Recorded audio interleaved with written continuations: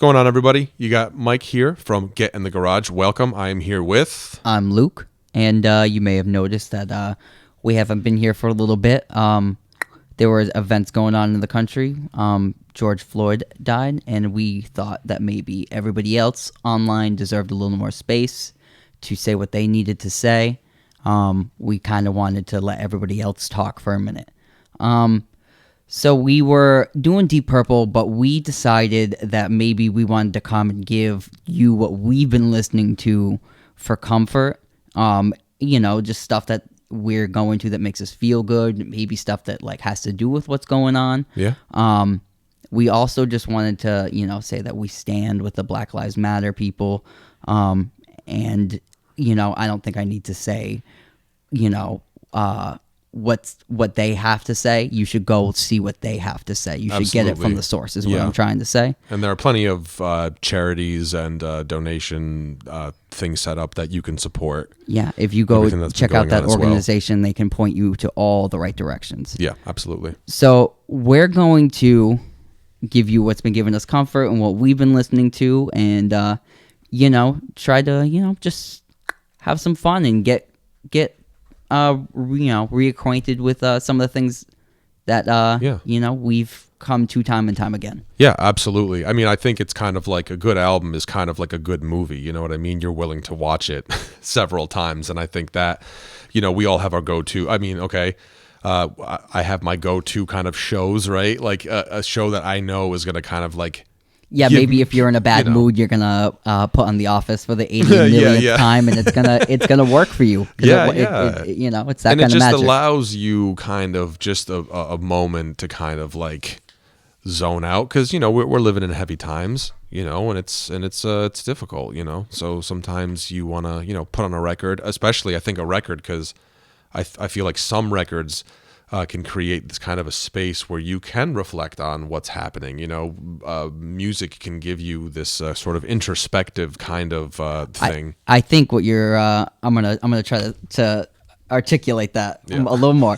I feel like what you're trying to say is it can a record can maybe relax you, so you can kind of let your worries get away, but it also can make you think and reflect on what's happening in the present moment. And Absolutely. It's a nice yin yang kind of thing. Yeah. Music will give you both things. Yeah. If you want it and you want to look for it. Yeah. I agree completely. So Mike, like what have you been listening to? Well, for starters, more recently, or for like comforty, what have you been listening to that has been like comforting? Comforting? Yeah. I love me some Van Morrison. Okay. James Taylor, Carole King, Carly Simon, just kind of like singer-songwritery music that feels like it's it kind of creates this sort of nice, light, kind of loving space, I hear that. Most of those records were like childhood records for me. Yeah. You definitely probably not so much maybe actually the Carole King a little later, but the James Taylor my dad would play very often, Van Morrison all the time. So I'll go back to those and kind of make you feel good. I've definitely listened to Tapestry recently too. That's so good, man. I love that album. I mean, like you got a friend, man. It's like it's so you have a friend. It's such a touching song. It's so simple, and I mean James Taylor's version too is wonderful. Yeah. I was actually that's how I really found out about Carole King as James Taylor. Yeah. Yeah. Also, okay, so let's talk Carole King's Tapestry if we're on the subject for a minute of how good it is. Carole King wrote songs in the 60s, and many artists did her songs. And by the late, or I believe it came out in 1970, Tapestry, she, kind of did some of those songs that she had written in the 60s, like You Make Me Feel Like a Natural Woman, Aretha Franklin, even like many songs in this album have been covered. But she released her own record, and I feel like she really shines and gave her personality to her own songs. Yeah. I mean, everybody knows almost every song in this record. So Far Away, Feel the Earth Move, It's Too Late, as I said, Natural Woman. Yeah, Natural Woman. You Got a Friend, Where You Lead, the Gilmore Girls theme song. Oh, yeah. Where you lead, I will follow. I Oh, mean, yeah, come on, yeah. it's so good.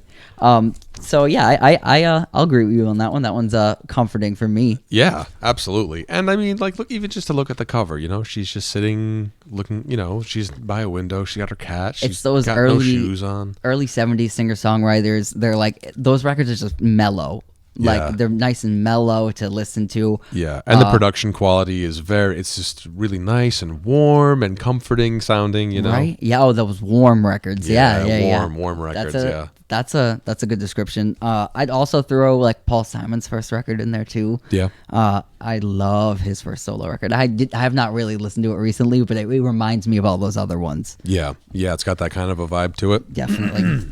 If you have Mike, you should listen to it. Mike is a Paul Simon hater. Everybody. I am. He's a Paul Simon fan. He just doesn't know it yet. I guess maybe. No, he definitely is. Yeah, I mean, you gotta listen to Duncan, man. If you're into all what we just talked about, you'll love Paul Simon's first solo record and his second one for that matter. Yeah. You should listen to him. All right, I'll give it a chance. Yeah, I'll give it a chance. there goes Ryman Simon and Paul Simon.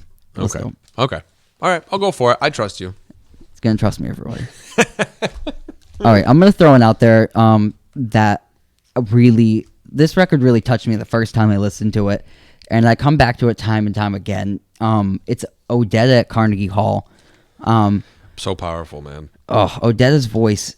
She's one of the most powerful voices that we've ever been blessed to hear. If you haven't heard it, listen to it. People probably wouldn't peg me as a folkie, but I'm a huge folk. I'm mostly like I'd say actually I like everything. I love folk music. I love American folk music, in particularly. And Odetta, I feel maybe is the pinnacle of the folk revival. She has one of the best voices. She plays, Yeah, she's incredible. Yeah, this album is amazing, and the thing about her too is she was a big push for the civil rights movement in the 1960s.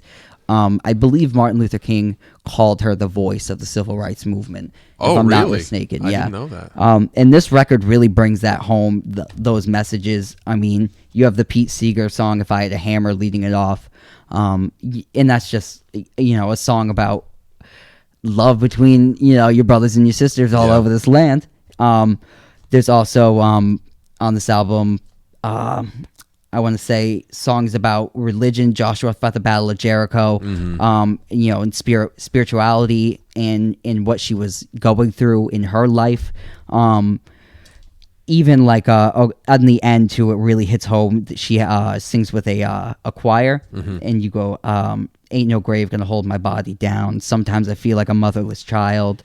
Hold on, no more auction block for me." She's hitting home her points, and it's such a beautiful statement, and it reflects our time so well now. I really listened to it, and I really felt a lot from it. Even songs like John Henry, when she sings that, I relate to just the man, and we're living in a very industrialized society, and sometimes I think people forget just the power of what people can do, and like that's I'll leave it at that. Odetta, check it out if you haven't. Odetta at Carnegie Hall, amazing record, highly recommended. Michael. Yeah.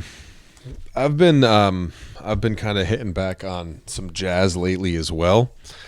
Sometimes you need to listen to music that is going to induce a really good cry, and I kind of feel like I've needed that lately. So right on, man. You know what I mean? So I kind of have been going back. The rustling you're hearing, by the way, is me rifling through records. Yeah, we have them in front of us. We feel like we could just look at them and yeah, you need a nice visual. Yeah, definitely. But the Duke Ellington and John Coltrane album is just like, I don't know, man. There's just something about it that it just checks that box for me. You know what I mean? It's so moving and so melodic and so incredibly beautiful. In a Sentimental Mood is probably that's the most famous track on the album. Even that melody, even if you're not super familiar with jazz, even if you hear that melody, I think it's pretty recognizable. Yeah. Just some context on those artists if you're not like a jazz person. Duke Ellington is of the original school of jazz, big band jazz.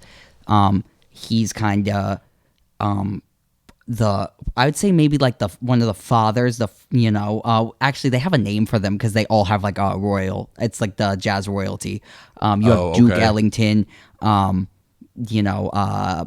Basie. Count Basie. It's like all those Yeah. people. It's he's one of the real legends of jazz. So he would be like a forefather. And then you have John Coltrane, who's really at the time of this album, the cutting edge of new school jazz, pushing the envelope, pushing the music.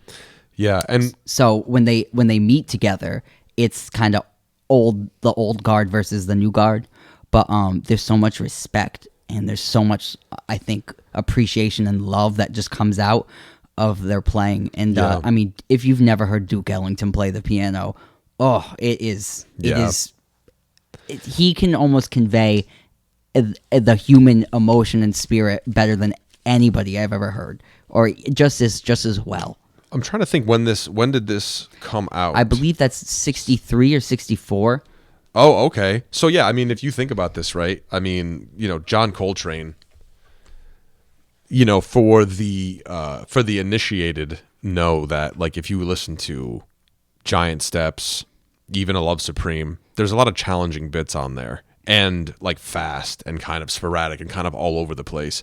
And the thing I love about this, most specifically, like the In a Sentimental Mood, it's interesting that John Coltrane links up with Duke Ellington, and Duke Ellington gets him to slow down a little bit, and John Coltrane comes out with these really beautiful, like velvety melodies, where otherwise, not that he can't capture those moments in his solo records as much as I think he does a lot more exploring on like Giant Steps or A Love Supreme, whereas this one, it kind of shows a side of John Coltrane that I think is almost, could I say, maybe like romantic. Yeah, I feel like it's not like a throwback, but it's his, like, these songs are like what he would probably have been inspired by to initially begin playing. You know what I'm saying? Yeah. So I feel like it's like it's such a, I would think it's like a treat. It would be like I don't know. It'd be like you getting invited to play with like the Rolling Stones or something. Right. You know what I mean? Right. It's like, it's that kind of thing where you're like, oh my God, like, yeah. Wow. And you really get the best of the best out of both of them. And they really, like Mike said, In a Sentimental Mood is really the standout track on that. Oh, it's so incredible, man. Yeah, and it's so, like, I don't know, man. Just with everything going on in the cuts world, right, too. It cuts right to your heart. It'll cut right to your heart. Yeah. It's a really good listen. Also, if you listen to that record and maybe you want to listen to some other stuff, I would highly recommend John Coltrane's Love Supreme, which I actually did spin this week. And that's another great spin. Yeah. Duke Ellington, listen to maybe like a collection of his. I'd say probably his best known releases are from like the 30s, 40s kind of stuff. Yeah. But songs, Take the A Train, things like that. My favorite Duke Ellington album though is Live at Newport. It's a comeback album for him, and that's another amazing story and an amazing record to look up if you want to waste some time. And I'm sure at one point, we'll go down that rabbit hole. Yeah, we'll cover Duke. I have Duke, read Duke Ellington's autobiography, and what an amazing story. Well, music is his mistress. Music is his mistress. That's the name of it. Check it out if you if you're into that. It's a fun book. Yeah. All right. So up next, I'm gonna stick with like kind of the folk thing for a minute because I also put on some Pete Seeger the other day, and I listened to Pete Seeger. So if you don't know about Pete Seeger is a banjo player. He was in a band called the Weavers. Before that, he was in the Almanac Singers. The Almanac Singers were kind of a group of quote unquote communists who were like that was their deal. Yeah. They would sing kind of those kind of songs. It was a different time. And then, Pete Seeger was hooking up with Woody Guthrie and the Almanac Singers, and then out of the Almanac Singers came the Weavers. Yep. But Pete Seeger was a banjo player, probably the most influential 5-string banjo player Didn't he create the 5-string banjo? Didn't he put the 5th string on there? I don't believe he did. Okay. I believe he I just had heard somewhere that he did. So He's like the master of it, though. Yeah. His book, How to Play the 5-String Banjo, is one of like, if you're playing the banjo, I'm pretty sure like that's a book that like most banjo players picked up. Oh yeah, and it There's- came with a record, if I'm not mistaken. And he teaches you how to like. Yeah, there's a Folkways record that comes with the booklet, or you could have just bought the book separately, I think. So, okay, cool. Very interesting. Pete Seeger has a wonderful, illustrious career, and he would write kind of songs for the people, the working class people, the poor. Yeah. And he would push other artists who he believed were really folk champions. Cisco Houston, he would sing his songs. Lead Belly, Woody Guthrie. Yeah. Pete Seeger was a man who kind of talked the talk, walked the walk. Also, he cleaned up the Hudson River. Fun fact. Nice. Yeah, look that up. Pete Seeger was really integral in that. Yeah. So, anyway, I listened to that. And what I like about Pete Seeger is I usually kind of listen to his live stuff because that's what I feel is maybe the best out of him. Mm-hmm. And for me, the whole crowd sings with him. He wants the whole crowd to sing with him. So you get, maybe it's a room of like 150 people, 200 people, and they're all singing. And their voices are good and bad and wonderful and high and low, and you have him and everybody's pushing up in this giant chorus of people. Yeah. And it becomes, for me, I mean, I know a lot of people probably don't want to sit and listen to it because I hear it. I know it's a bit like, it's a bit messy. But the human spirit for me is my favorite part of music. Yeah. And if you're into the folk music, the human spirit, everybody's singing together. Pete Seeger really is your guy, and I listen to him, and he really comforted me. I kind of go for anything he does. So Yeah. check it out, Pete Seeger. Pete Seeger. I know. I do love Pete Seeger. Yeah, Pete Seeger too. Also wrote the song "If I Had a Hammer." So did he? Probably one of his most famous compositions. If you don't know as well, Pete Seeger was the first guy the Bird song. To everything turn. Oh, yeah. Turn. Oh, yeah, That song, Pete Seeger was the dude that put that to music first, and that's where they really got that from.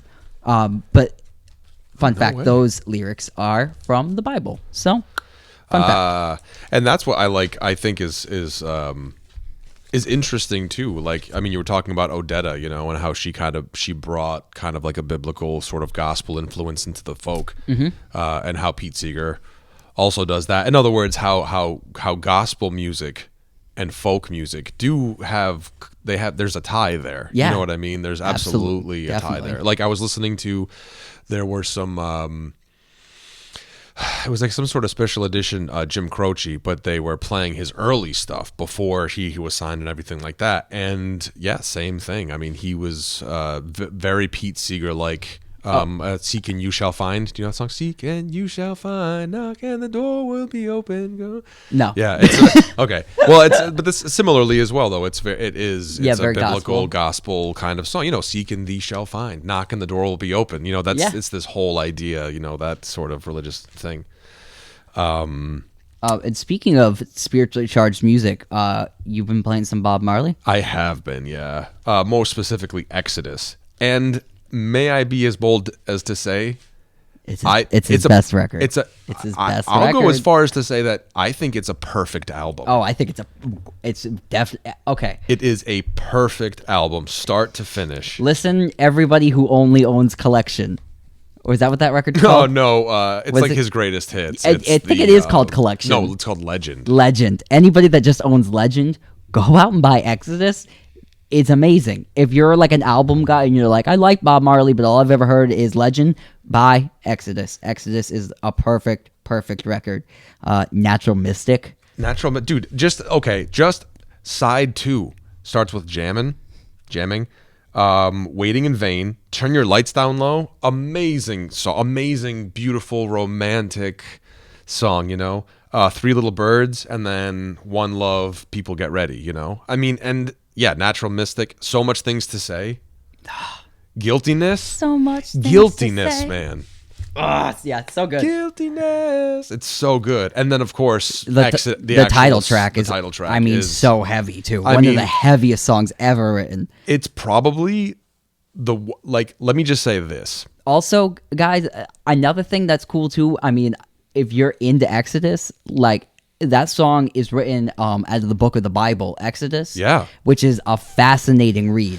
I mean, just as like just going to go into that. the context of Exodus, and to talk about what Bob Marley was talking about, setting his people free. The book of Exodus is really about, setting people free, and it was that's maybe like I think that was the message he was trying to send you to. And absolutely, it's a really it's a cool album story, historical context. Well, and I think and even this, it's like Exodus was recorded in the UK, which makes it unique to itself, because I think it's the only album that he recorded in the UK. I think everything else was recorded in Jamaica. Oh, that's fascinating. I didn't really know that. If I'm not mistaken, I believe. But either way, if I'm not mistaken, I mean, him going to the UK had in part to do with the fact that, I mean, Jamaica was amid kind of like a civil divide. You had two like really intense opposing parties, political parties, both of which were trying to lay claim to Bob Marley because they knew that they could use Bob Marley as like a political pawn because of the impact that he had on the people of Jamaica. Music is powerful. Absolutely powerful. And there's a lot of crazy stories about stuff that Bob Marley went through between like his assassination attempt, and then to even be more badass after his assassination attempt, he went and he did a concert and he went on stage all bandaged up and he stood like, yeah, that's right, like I'm still I mean, he was Can I tell awesome. you what else I love about Exodus 2 is I feel like it gives you a couple angles too. Like it gives you natural mystic, it gives you spirituality. First of all, that's the forefront. But it's also, it's angry. Like Exodus is. Oh yeah, it's the movement of the people. And you feel like you're trudging through the like Egyptian desert. It also has that. It has sadness, so much things to say. It's like that heavy heart, and it also is. He's got 3 little birds. It gives you the full range of emotions in that kind of context. That's what I really appreciate about it. It gives you jam, and it gives you time to. It's almost turn, a time for everything.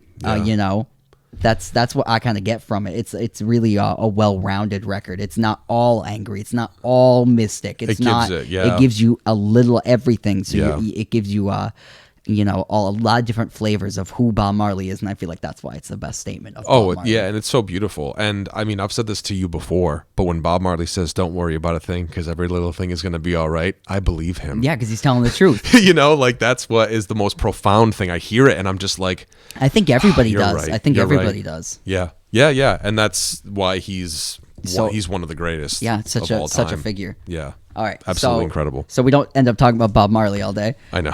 Another artist I've been listening to is Nina Simone. So there's a great Nina Simone documentary. I don't know if it's still on Netflix, but I don't know. It was on Netflix. It was. That's it where might I have been saw a Netflix doc. I don't really know. But anyway, there was a documentary. I think you're right. Yeah, I think it is a Netflix documentary. Yeah. Yeah, Nina Simone is a complicated individual. She's one of the most beautiful musicians that I've ever heard in my life. She's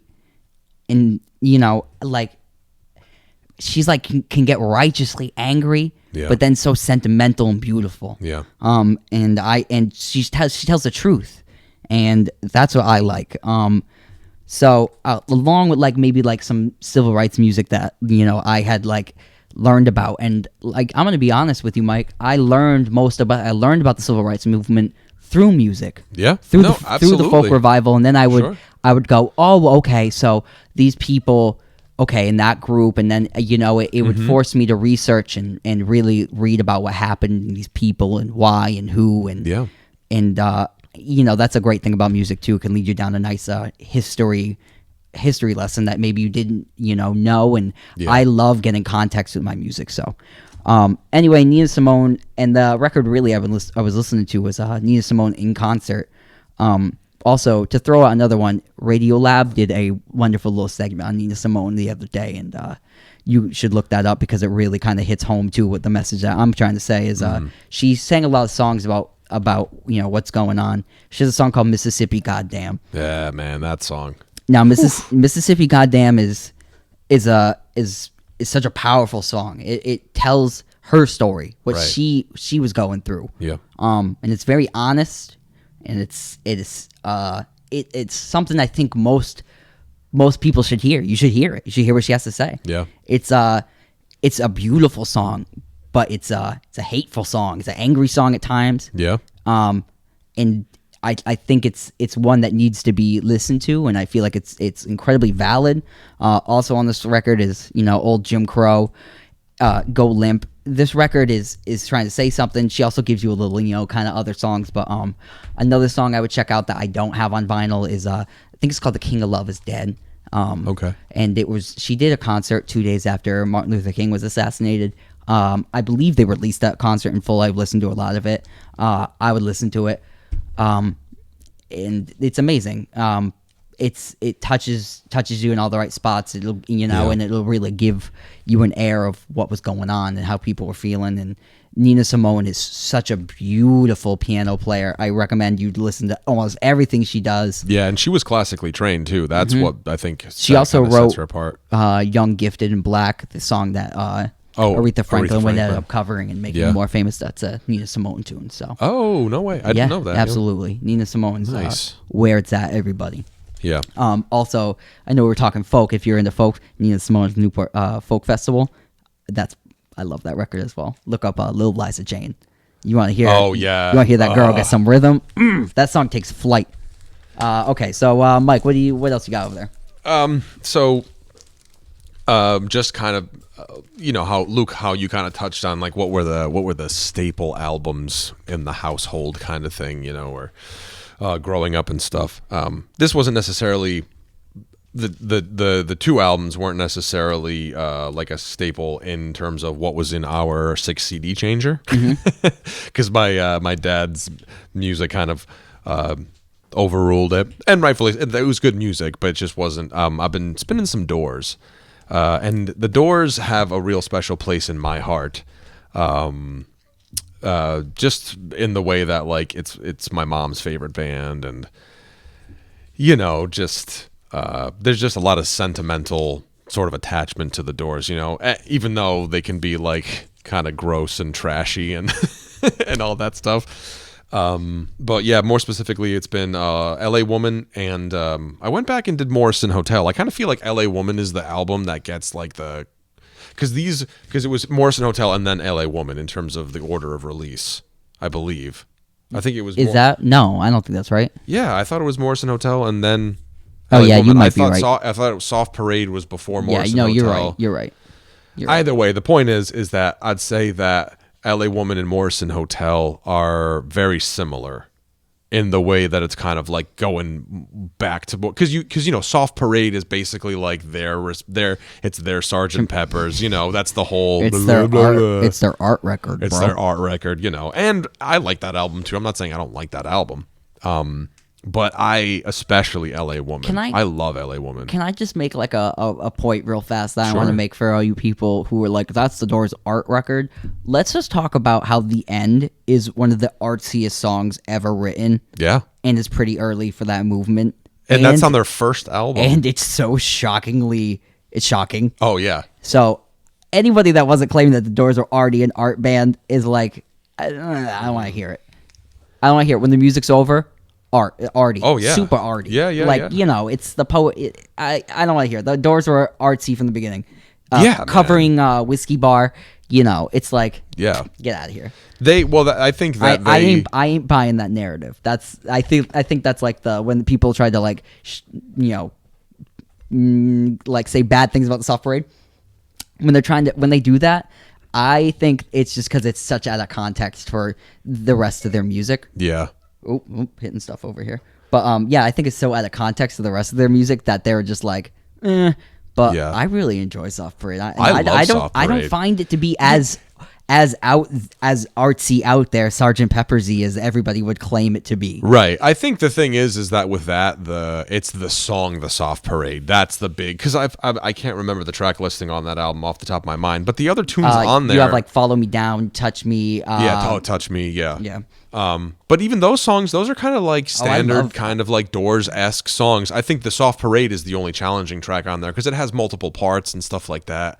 I don't know if it's because I owned it as a child and we would listen to it. Like I've posted this on my Instagram before, but I find that it is a great listen for me. I don't think it's like a crappy. I love that record. Yeah. Oh yeah. I love, dude. Especially the Soft Parade was like, you cannot petition the Lord with prayer. You know, when he goes off on that thing, I'm just like, it's awesome. I'm into it. It's just crazy and out there, and I love it. So anyway, though, like. I feel your love though for like the dirty Doors. Like once we get to like the real dirty Doors of Morrison Hotel, where he's like, you know, even I don't know, man, like Roadhouse Blues. Roadhouse Blues is just like, you know, when he's save our city, like yeah, man, like save our city, bro. I hear it. Peace Frog. Yeah, there's riots on the streets, town New Haven, man. Yeah, yeah, no, absolutely. I love how the song "Waiting for the Sun" is on Morrison Hotel, but not on the album "Waiting for the Sun." Yeah, I always loved that too. I thought that was really funny.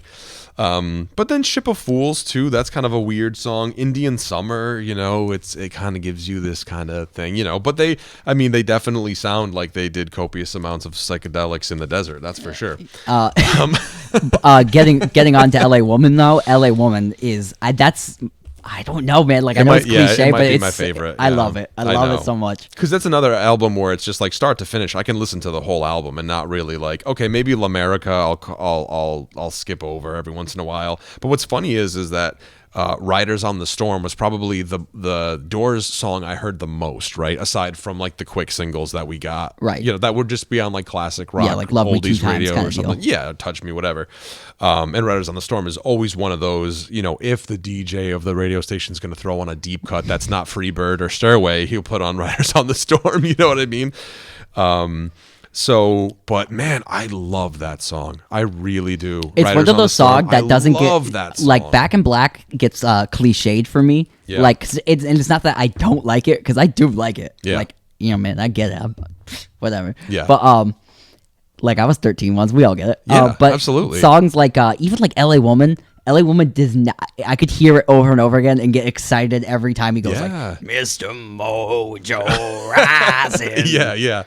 You know, I get it, and then I get excited every. How can you like?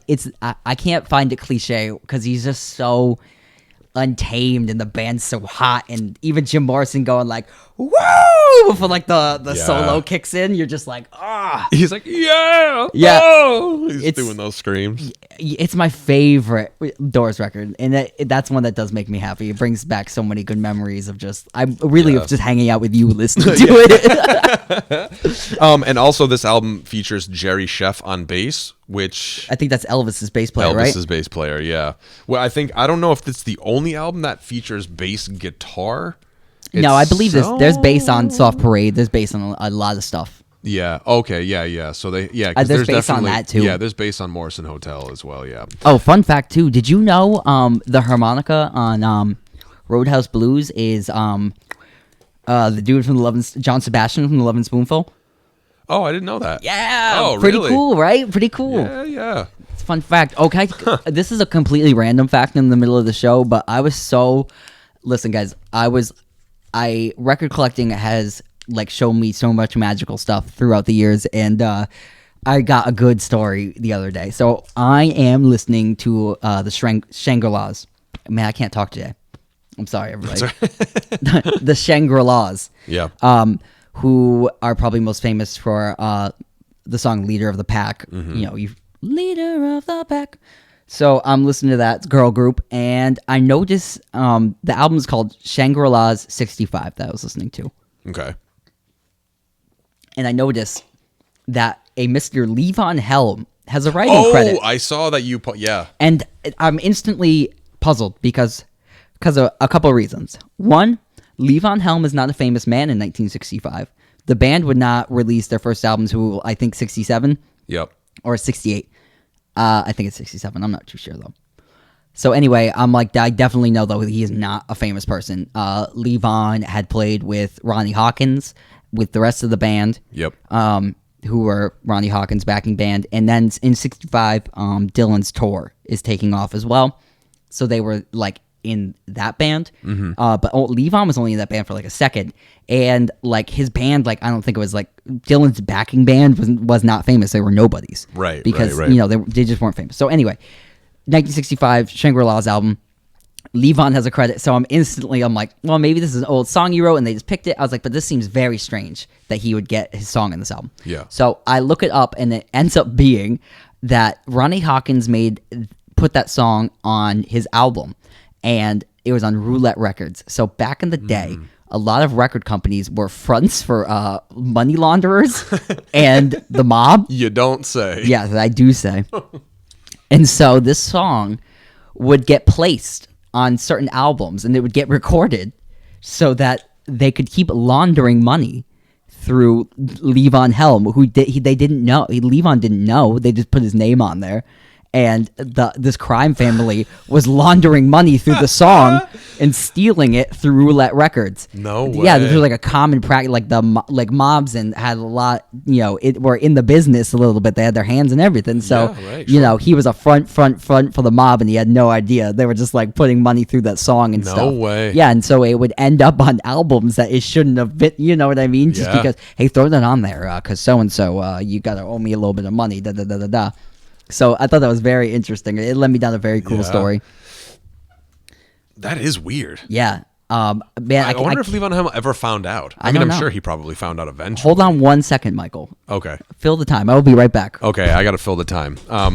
Well, actually, since Luke is doing that, I'll just talk about some more of the things that I myself have been listening to as I rifle through here. Yeah, so the other night, given everything that's going on and stuff, I felt inspired to listen to "Stand" by Sly and the Family Stone, and man, what a burner! Here comes Luke. I was telling them that given things that are going on in the world, I found that the Sly and the Family Stone album really man. I mean they Yeah, so that's definitely an album that I have spun. That Yeah. it made me think about what's going on. Yeah, absolutely. And it's Before we go too much further, though, Oh, yes, I'm the so sorry, Shangri-Las. everybody. I just wanted to give you the name of that song. It's called "You Cheated, You Lied." So look it up. "You Cheated, You Lied." That's a Levon Helm credit. It's on a 1960 album on Roulette Records from Ronnie Hawkins as well. So anyway, yeah, look that up. It's pretty interesting. okay. So anyway, Sly and the Family Stone. Yeah, I mean, and the thing is too, is I forgot how many songs in the album I know. Yeah, that's It's like so. Yeah, that's I think a thing that's pretty interesting about Sly and the Family Stone is maybe a lot of people our age aren't really into Sly, but they know almost all his whole hit singles catalog. yeah. Which is pretty amazing. So Sly and the Family Stone, this album is "Stand." What singles on here were you like, oh yeah, I dig, and that you recognized? Well, Everyday People, Oh yeah, great tune. I Want to Take You Higher, obviously that's probably one of the most recognizable. But I mean, I don't know. I loved all of these albums. Somebody's Watching You, Sing a Simple Song. Sex Machine is on side 2, but I really enjoy "Stand." I feel like it's a pretty forward thinking album. And one of my favorite lines of all time is on there. "Different strokes for different folks." oh yeah. Yeah, so Yeah. that's like a motto I live by. I definitely love that. Yeah, and I found that even though it's super groovy and dancey and stuff, what I love about it is the fact that there are definitely these undertones of introspective thinking. A lot of it, a lot of the content, the lyrics themselves are very much very aware. Can I tell you, I feel like the companion record to that one is "There's a Riot Going On." I feel like those are the AB personalities. Oh yeah. Yeah, or the aftermath, really. Yeah. Of an album like "Stand." Yeah. Is "There's a Riot Going On." and I really kind of spun those. Another record that kind of goes with those is that I definitely spun this week for some introspective thinking and just reflecting is Marvin Gaye's "What's Going On." So that's one of my that's a real comfort record for me because I often ask myself that question. Yeah. Yeah, well, I'm like, what's going on with the, Yeah. what's going on, and it's that is actually why Sly named his album "There's a Riot Going On." Marvin Gaye stated a question and he answered it with that record, Yeah. and that's another kind of a powerful statement where I think almost Sly and Marvin were coming from the same place at one point. I feel like Sly Yeah. may have gotten that was his statement afterwards, and they're both beautiful thoughts and different views to the top of the same mountain, I think. And Yeah.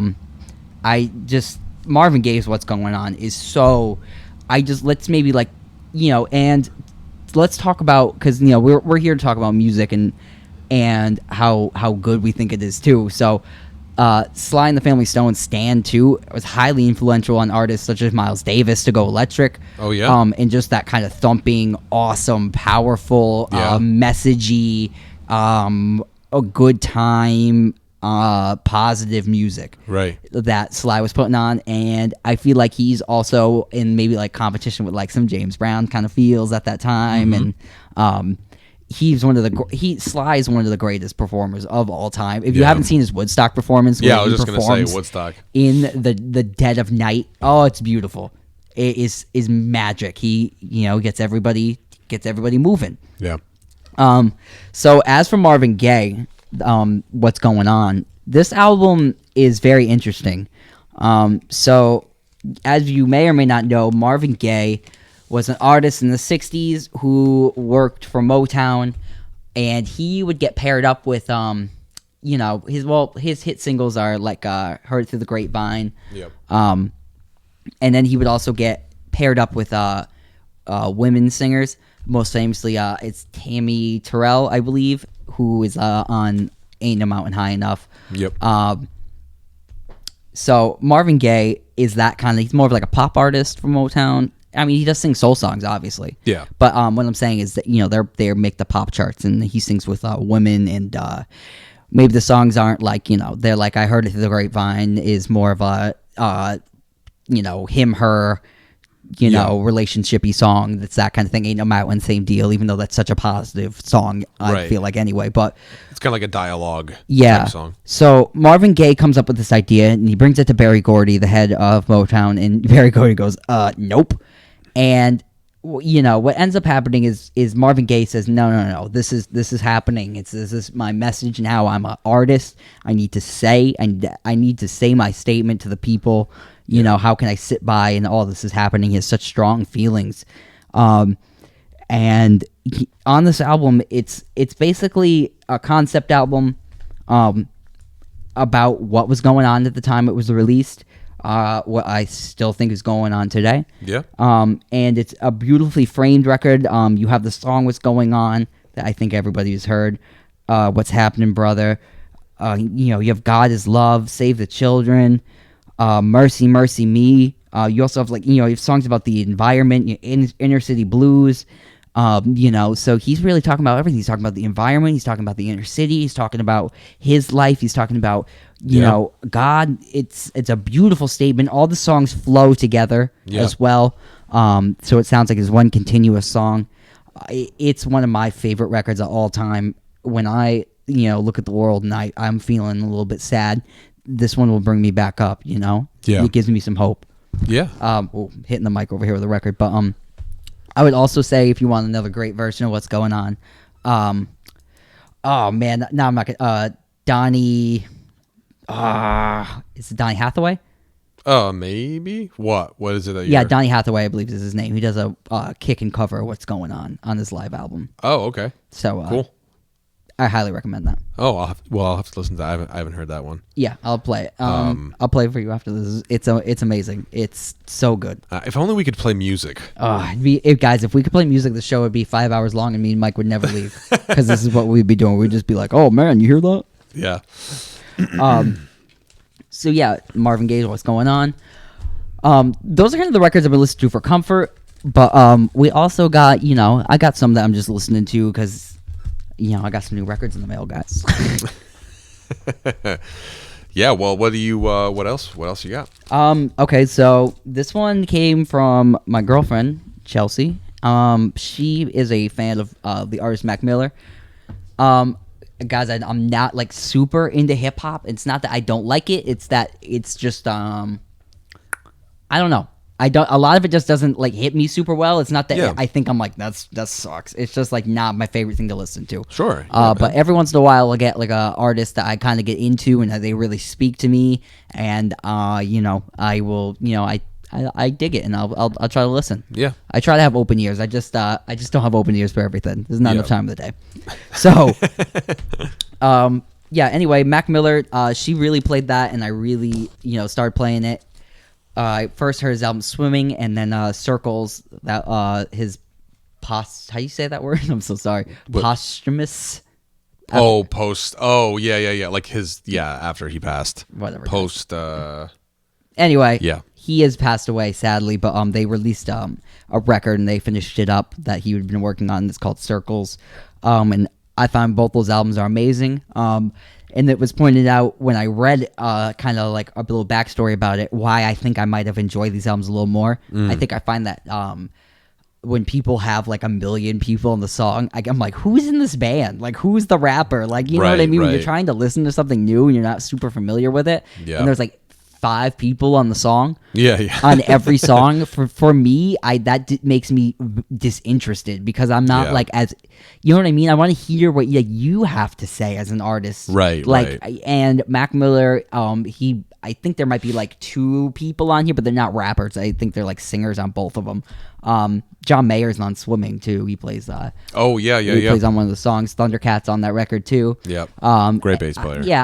I really enjoy these records because it's just Mac Miller on every song. He's giving you what he feels, his statements. A lot of the samples too, for me, are more live band kind of stuff. So I dug that more because I'm more inclined to enjoy a live band. So that's what like most of the samples of loops are. You can hear that they're live. And Circles by Mac Miller, really good. Yeah. I really like the song Blue World on Circles. And I like the song Circles on Swimming. Okay. So check that out. There's also a song called What's the Use on Swimming that Thundercat plays on. It's amazing. Yeah. Yeah, it's really funky. And really his Tiny Desk is his killer. NPR Tiny Desk Mac Miller concert. Amazing. Look that up. So Mac Miller, so good. NPR Tiny Desk.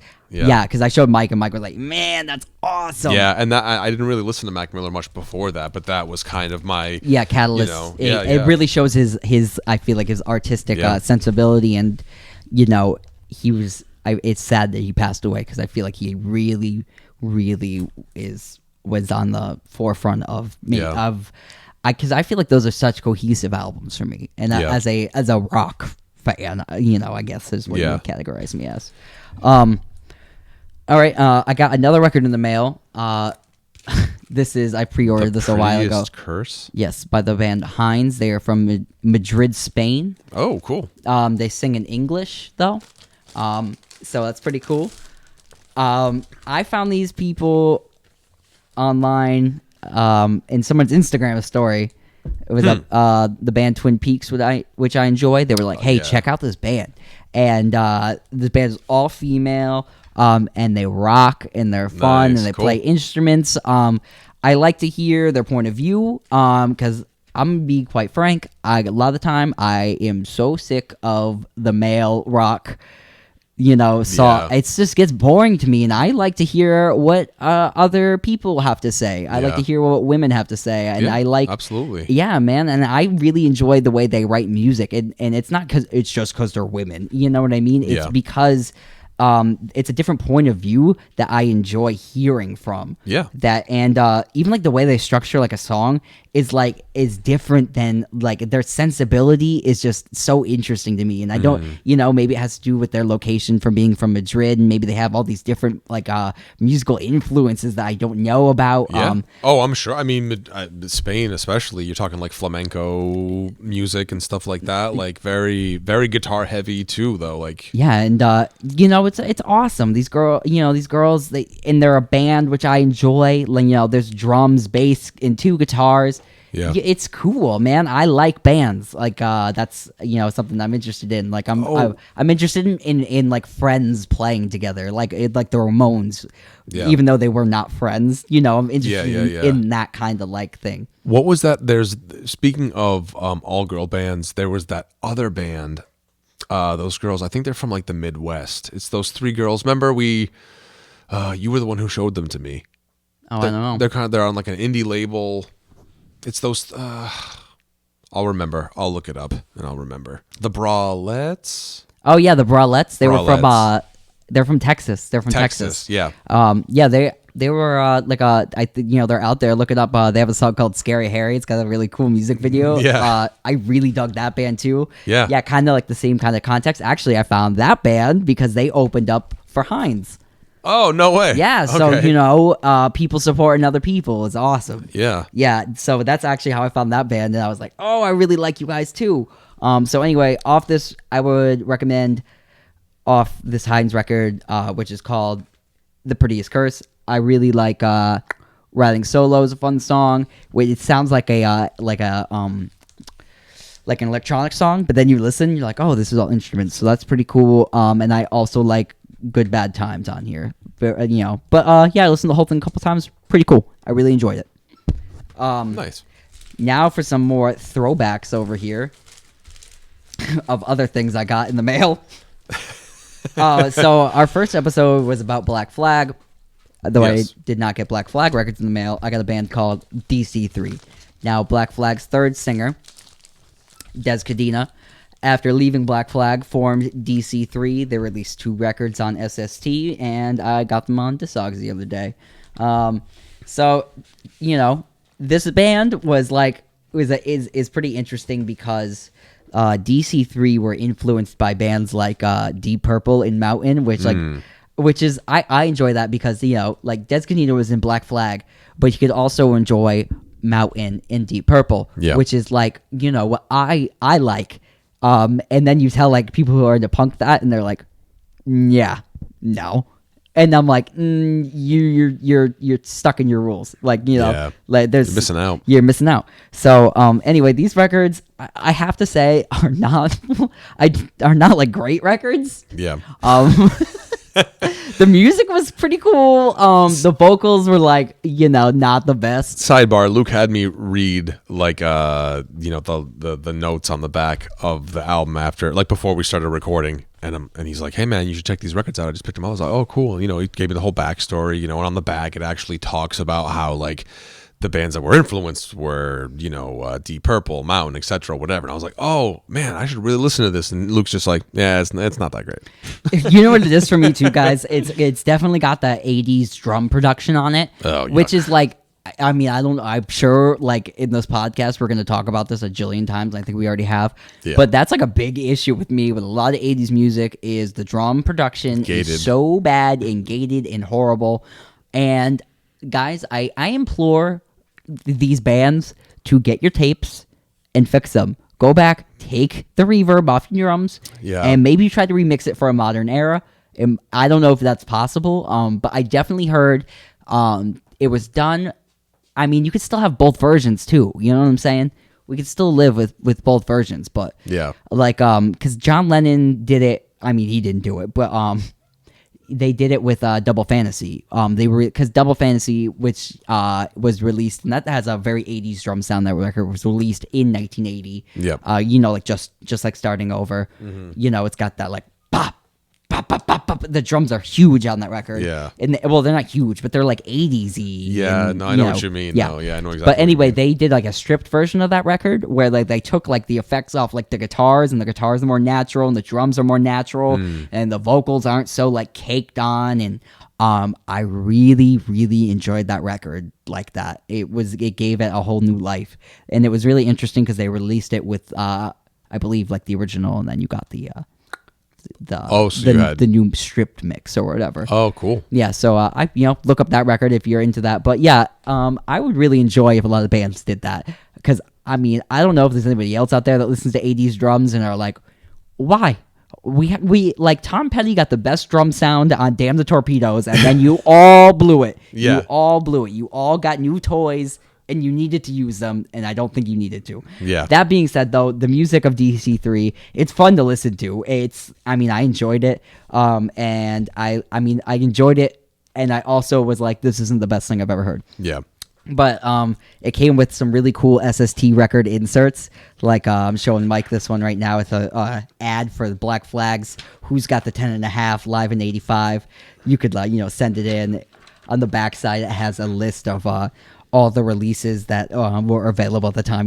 And it's just like Meat Puppets, Saccharine Trust, Black Flag, and it's just so much cool stuff on here. You could buy Henry Rollins books, on the order forms. And for me, that's like a lot of fun with collecting like SST record stuff, is you get like all the inserts that come with it, and you could really see all the hard work that those guys were doing down there. Well, guys and gals. And touching on kind of like what you had just said, right? Like, what I really wish bands would start doing or do again would be like to go back and like remaster, say, or like fix the drums or whatever.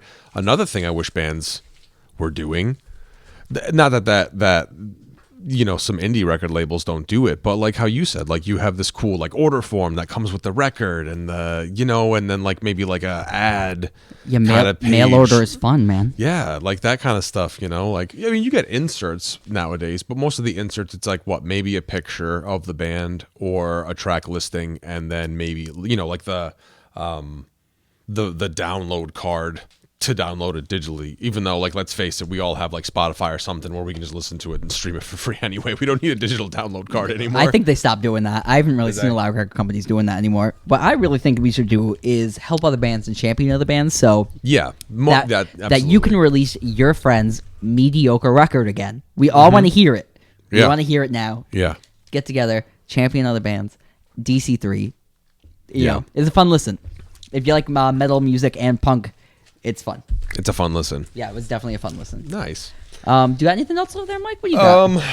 Yeah, I have another one. It's kind of a curveball. I listened to it on my drive into work the other day.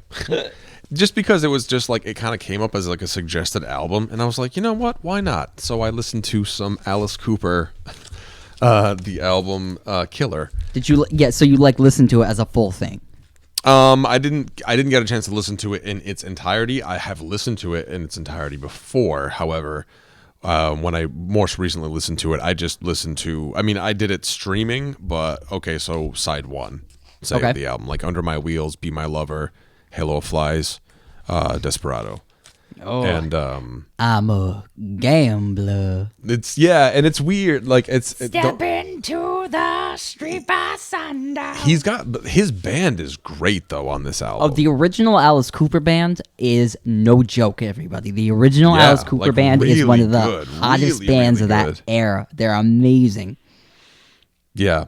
So I enjoyed it. I mean, I don't, I don't know a lot about it. I would say go off on the thing about it. But no, I'm gonna go out on a limb. Casually enjoyed. I'm gonna go out on a limb and say maybe except for like the last one, the original Alice Cooper band. Almost every album they put out was like amazing. Yeah. It's all good. It's all really great. Killer is a great album. Obviously the not to date the debut album, but the Warner Brothers debut album. Yep. With I'm 18 on it. It's just such a that's some of the statement. Alice and talk Cooper. about cool albums too. I mean, what's the name of the album? It's School's Out is the name of the album. Where you get the album, and the album was like a desk. Yeah, it has and you opened it up, and it it has a pair of underwear. Yeah, like a fake pair of underwear in there or whatever. So I mean, that's pretty cool. I'll say an interesting story about Alice Cooper is that he was signed by Frank Zappa. Yeah. to I think the original album Alice Cooper albums were on his record label, which was Barking Pumpkin Records. That was Frank Zappa's record label. But I guess as the story goes, Frank Zappa decided to sign Alice Cooper because Alice Cooper played a show and everybody walked out. And Frank Zappa was like, I've never seen somebody clear a room so fast. Repulsive. Yeah, I've never seen a band clear a room so fast. You have my attention. I'm gonna sign you. I've also heard a lot of punk bands were highly influenced by what Alice Cooper band was doing. Killer, this record. I've What heard. year was this? I've heard Jello Biafra from the Dead Kennedys speak very highly of that record. That it influenced him because it had songs that were, repulsive, and the cover was a snake, and that, and the Ramones have also cited influence on, I believe, "I'm 18," that song. Yep. Sex Pistols as well, I believe, have also sang the praises of "I'm 18," of that, kind of that song being so, Blank Generation-y. Yeah. Which is, Blank Generation is a song by Richard Hell and the Boydoids, which I highly recommend you check out as well. Sidebar. But, Alice Cooper is definitely interesting because a lot of, maybe like you wouldn't think because he's like so theatrical and almost Kiss-like at times, that punk people wouldn't respect that because, it was corny, whatever, But I think they really got a lot out of what the original Alice Cooper band was kind of putting out. I'm 18 and I definitely Desperado and all those. You're not Desperado. Is that the name of that song on there? Yeah, Desperado. Yeah, okay. Yeah. But also, I mean, I think that like, I love Alice Cooper, but like nowadays, I think Alice Cooper goes up there and just does the Alice Cooper thing, whereas back then, It's kind of more Kiss now, right? Yeah, where it's just kind of like, okay, I you think paid the ticket. You paid a ticket to see a show. Yeah, I think that happened after the original Alice Cooper band broke up. I feel like that was the direction It kind of he became took. like a stage performance. Absolutely, heavy absolutely. I think it became his stage show, like almost like a Broadway show. Like he every could do a night. residency in Vegas or something like that. I don't know why he doesn't. I know, right? He should. To be honest, I saw Alice Cooper, guys. It's a great show. He puts on an amazing show. It's fun. It's everything I wanted. He chopped his head off. It was amazing. And, Yeah, right. It's all the fun stuff. It's a great time. But I feel like, if you watch videos of the original Alice Cooper band, it's more of a music based thing. Yeah. You know what I mean? And Elements now, of glam and yeah. horror. I mean, just talk about the Schools Out riff. Down, down, down, down, down. And then the bass that clunks in the. It's really it's some great music. It's really rocking, and it has that desperate feeling that I feel like punk rock was gonna end up turning into. Yeah, I was gonna say, like, even to draw, I don't know if I could be as so bold to draw some sort of a comparison, but almost kind of like Stooges-esque. You know what I mean? Yeah, like kind of out of that similar school. Michael, wouldn't you know? Wouldn't you know where the Alice Cooper band is from? Detroit. Bro. Yeah. There you go. Detroit. There's something in the water there, man. There is something in the water. Bob Seger, the Stooges, the MC5, Alice Cooper. It was a different Motown. Motown. It was a different. All of Motown. It was a different place, especially rock music coming out of Michigan. Yeah. Has Ted Nugent. Michigan has, some of the most legendary artists of all time. Yeah. That whole scene that was just cooking up there is, I love it so much. There's so much cool stuff. I'd say comparable to like Boston, how Boston pumped out a lot of. Even like Bob Seger coming out of there, like, what is that record? Live, his first double live. I think it's called Live Tonight. Yeah. Anyway, I believe it's live at Cobalt Hall in Detroit. Also, isn't Kisses Alive? Aren't some of the songs from that from Cobalt Hall in Detroit as well? Or maybe just the pictures on the back is from. That I am not sure. I'm almost positive the back probably, Kiss Alive is probably. from that show too. Not that Kiss Alive is live, everybody, but it is Kiss's best record. It is. But yeah, Detroit in Michigan had some great bands come out of there. Yeah. My favorite probably being Iggy and the Stooges. I love the Stooges. We were just talking about the Stooges the other day. Yeah, man, come on! Like Funhouse is. Yeah. Oh, it's amazing. So good. Raw power. Yeah. Just. Ugh. It's great. So good. Stooges are like such a fun story too. Like you have never like looked up the story. If you're not into the Stooges, the story of the Stooges is still really fun. Yeah. Yeah, I don't know if Iggy's a madman. we're gonna end up like telling stories again. We're gonna be like over and over. But I know this is a fun one. If just to look up if you're interested, and kind of like maybe it'd send you down a little rabbit hole. The story of how the Stooges got signed is interesting because the MC5 were really who Elektra Records were looking to sign. Yep. And they really helped out the Stooges, and they went, "Oh, if you like us, you're gonna love our little brother band." And they're like, "Who's that?" Like Yeah. the Stooges. And then Danny Fields was like, "Yeah, both of them. We'll take them." Yeah. So look that up. There's more to it, and it's really fun. And to complete the circle, another, or maybe before the Stooges and all of them got signed to Elektra Records. Oh, yeah. Elektra Records is Yeah, the Doors as the well. Doors. I mean, that's and Danny Fields is actually, guys. What There's we're a documentary on Listen, Netflix. what you really need to look up is actually we should do an episode about Danny Fields. Yeah. because I feel like we might save that one. Danny Fields is a great story, a great individual in music. He was the champion for so many bands. Now let me just talk about a few: the Doors, Yep. the Stooges, Yep. the MC5, the Ramones.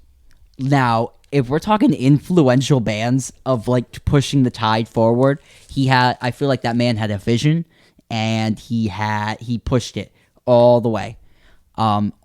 So like he was championing bands that nobody else would. The Stooges, the MC5, the Ramones. These are all radical bands that changed history, and Danny Fields is one of the especially the Ramones is like the man who was really he was the Ramones' Brian Epstein, is to the Beatles. Okay, Danny Fields was to the Ramones. I mean, they even wrote a song about him. Danny Says on their album End of the Century. Oh, yep, which yep. is a beautiful song. Yeah. So yeah, we're gonna wrap it up here. Did I talk about this record last week? Because we talked about the meters. We did not talk about that record. No, I remember we were talking can- about the meters for some reason. Yeah, just because I was listening to. So we were just talking about what we had been listening to that week, and I had listened to the meters. Like 2 Oh yeah, and I weeks ago or asked. something. Yeah, okay, and I asked you where they're from. Okay, Yeah. so New Orleans, by the way. Yeah, New Orleans, guys. So speaking of the meters, I bought this record in a record store in New Hampshire, and what's the capital of New Hampshire? Is it Concord, New Hampshire? Yeah, Yeah. that sounds right. That sounds right. That sounds right. It's probably wrong, guys. Well, It sounds right, but it doesn't sound right. anyway. It's like when you spell something and you're like, oh, that's how you spell that? Anyway, I bought this record in New Hampshire. So in a record store, I was walking out of the record store, and I had already cashed out, and I saw this record. It is Concord. Yeah, okay. So Sorry. I believe that's where I bought It's this. bothering me. And I was walking out of the record store. I'd already paid for what I had, and it was a hefty sum. I was on vacation and looking for a record store, guys. So I saw this. I walked out, and I saw it, and I was like, oh, that looks cool. And then I got in my car, and then I thought about it for 30 seconds, and I walked back in and I bought it because I would have not listened to it. And I'm glad I did because this is the artist, Betty Harris. Betty Harris was one of she was a soul singer from New Orleans, and Alan Toussaint, who is the okay. great record producer of New Orleans. Yeah. Sang Southern Nights, wrote tons of great songs. No. Yeah, I that's said Alan- Southern Nights. Southern Nights. No, I know, but he also did Seventh Son, didn't he? No, that's Didn't he have Mose. that That's with- Mose Allison, Oh, bro. that's what it is, Mose Allison. Get it together. Sorry, So- I mixed him up. Alan Toussaint is one of the greatest record producers from New Orleans. He's really one of the forefronts of the New Orleans sound, if you will. So anyway, he was kind of like the Burt Bacharach to Betty Harris, whose record I have here. He would kind of write and produce a lot of her music. And early members of like the meters, early configurations Yep. are on most of these backing tracks as we kind of get into the era of the meters. So this is okay. kind of where they were forming around, which is also very interesting. Alan Toussaint's using those people and kind of forming them together. So Betty Harris is the artist. Alan Toussaint is like the songwriter producer, and this, she kind of did singles, I guess, and this is a compilation of those singles. Songs I highly recommend on here, and again, it's good to the New Orleans sound. Like if you want to know what a female and Alan Toussaint's, kind of world in the '60s, that kind of sound. This is the artist to kind of listen to. "Ride Your Pony" is the song I really enjoyed. I think Alan Toussaint's on backing vocals on this one. You can hear him. Yeah. He's going like, "Ride the pony." It's like, it's like a dance song. It's really cool. I believe it sounds Metersy to me. I really like that. What other songs did I really like on here? I mean, I really enjoyed all of them. As you got further down, they kind of got more funky, more Metersy, more breaky beats kind of thing. "Oh, I'm Evil Tonight" was cool. I really liked that one. "Lonely Hearts" was another one I really enjoyed. Yeah, so but the real kicker on here for me is "Ride the Pony" or "Ride Your Pony." Look it up. Betty Harris, "Ride Your Pony," New Orleans, The Meters, Alan Toussaint. That's what I have to say about this record. All right. Yeah, Nice. I've spun it like 5 times this week, guys. It's been a real been a real barn burner around here. Nice. Well, I think that about does it. That about wraps it up. Yeah, thanks for sticking around. I know we took that little time off, but again, we implore that you research what's going on. Listen to the voices that are of love and acceptance, and let's try to understand each other and really just love one another. Yeah, you know? absolutely. And I would say too that maybe the best way to understand what other people are going through is to listen to the people who have been writing music, talking about what they've been going through this whole time, and even not necessarily current, including in current artists, but also like we talked about a little bit on Nina Simone. We talked a little bit about Bob Marley. We talked a little about Sly and the Family Stone. Like, yeah, and that's honestly, guys, that's how I learned about those people's experience, and where they were coming from, and I feel like it's made me a more accepting person. Yeah. And a more loving person. Yeah. And I feel like, listen to the artists that you really love, guys. Listen to the artists, and try to walk a mile in their shoes for a little bit. Yeah, and maybe you can understand the blues a little bit better if you listen to some blues. Yeah, give context to what was going on in these people's lives, and I feel like that's one of the fairest things we can do for them. Yeah, is to listen to their message in the context of their lives. Absolutely. So thanks again, guys, for tuning in. We're gonna try to keep creating new, fresh content for you guys in the coming future. Things might be a little bit more spread apart instead of being released weekly, maybe. Yeah. So maybe we'll do like 2 episodes, and maybe it'll a month be or a little something. backtracked or whatever. Yeah, we had but done before. we're trying to do best we can to pre-record as much stuff as we can, so that way, even if we can't get together and do these podcasts, that we can at least have something to release for you guys.